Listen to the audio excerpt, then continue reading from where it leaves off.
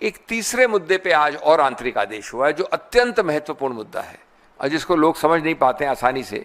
मैं आपको सरल रूप से बता दूं, वक्फ बाय यूज़र का मतलब क्या है।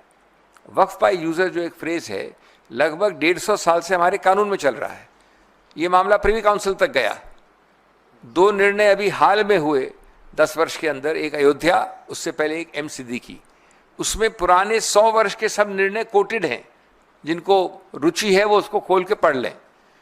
और इन सब में ये कहा गया है कि वक्फ बाय यूज़र सिंपली यही है कि आदमी अपने उद्देश्य द्वारा, अपने कार्य द्वारा, अपने कर कमलों द्वारा, अपने बोलने द्वारा, अपने दर्शाने द्वारा एक वक्फ बना सकता है।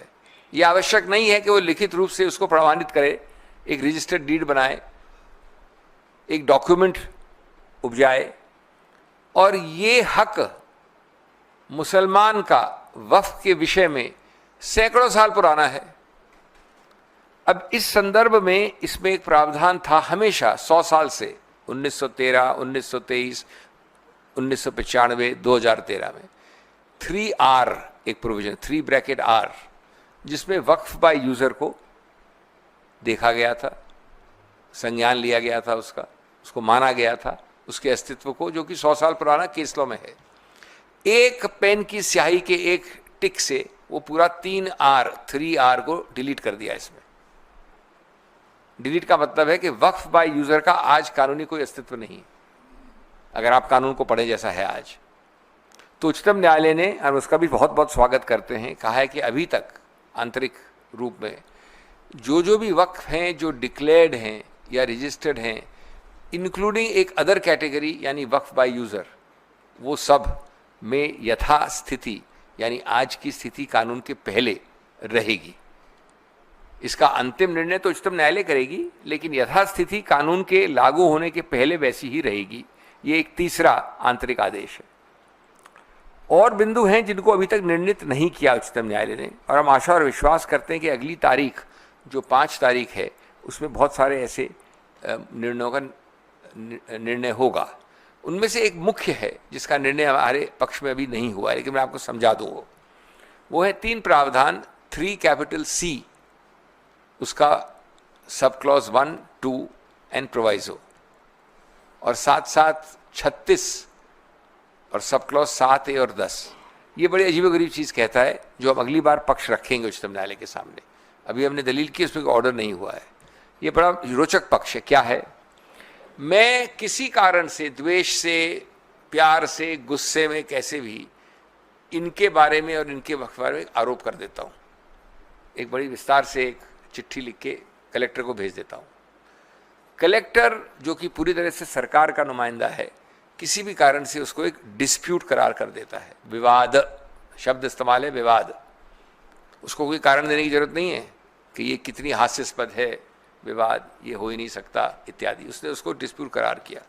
जैसे ही वो डिस्प्यूट करता है तो 3 प्रावधान आ जाते हैं, अजीबोगरीब प्रावधान। पहला प्रावधान कि जब तक वो कलेक्टर जो 100% सरकार का नुमाइंदा है, वो उस विवाद को निर्णित नहीं करे, तब तक ये पक्ष जो मिस्टर इमरान प्रतापगढ़ी का है वो वक्फ नहीं माना जाएगा। वक्फ, वर्ड्स एग्जैक्ट पढ़ दूं मैं आपको, shall not be treated as वक्फ प्रॉपर्टी। जब तक कब? जब तक मैं कलेक्टर निर्णित कर रहा हूं। और याद रहे, कलेक्टर सिर्फ नुमाइंदा सरकार का नहीं है। बहुत सारे ऐसे विवाद हैं जहां पर सरकार ने ही वक्फ की जमीन पे इंक्रोचमेंट कर दिया है। इनका कहना है कि आप मेरी जमीन पे बैठे हो, उसी को विवाद बना के तब तक ये कंप्लेनेंट हैं, तो भी इन्हीं के विवाद के आधार पे इन्हीं की वक्फ प्रॉपर्टी नहीं रहेगी जब तक विवाद नहीं निर्णित होगा।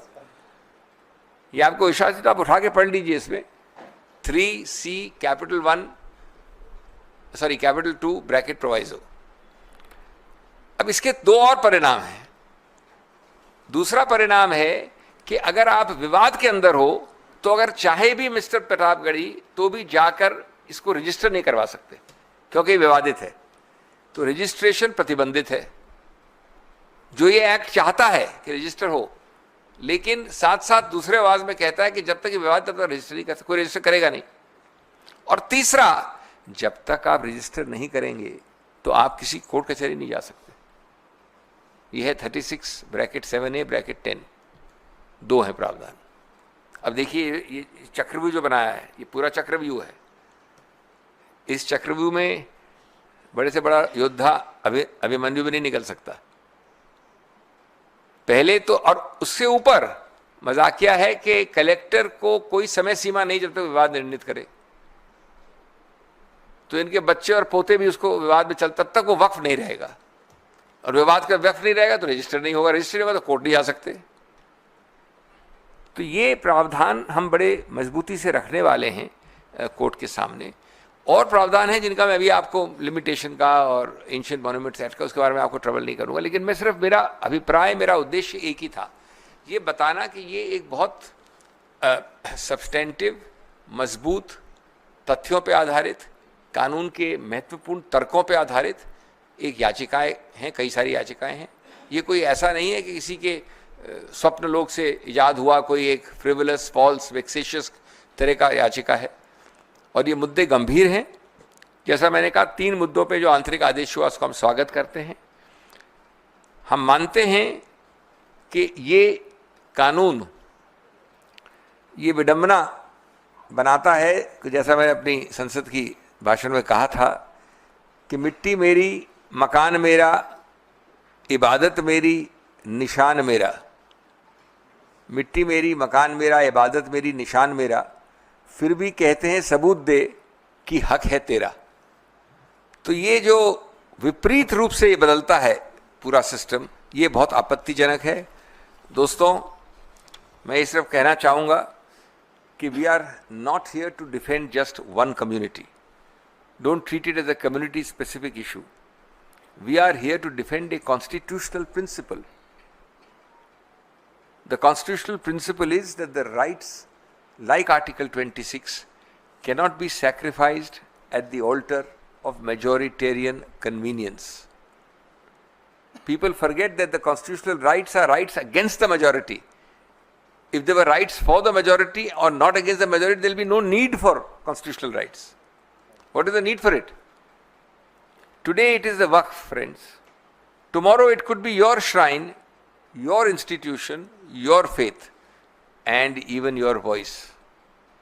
The act is not just legally flawed, it is morally vacuous, it is morally vacant. It takes the soul of religious freedom and stuffs it into a file marked subject to approval.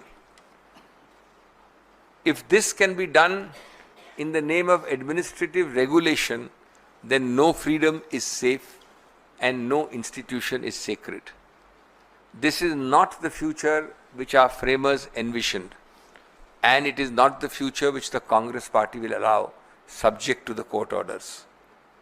ये सिर्फ मामले को मुसलमान या अल्पसंख्यक की नज़र से देखना सही नहीं होगा।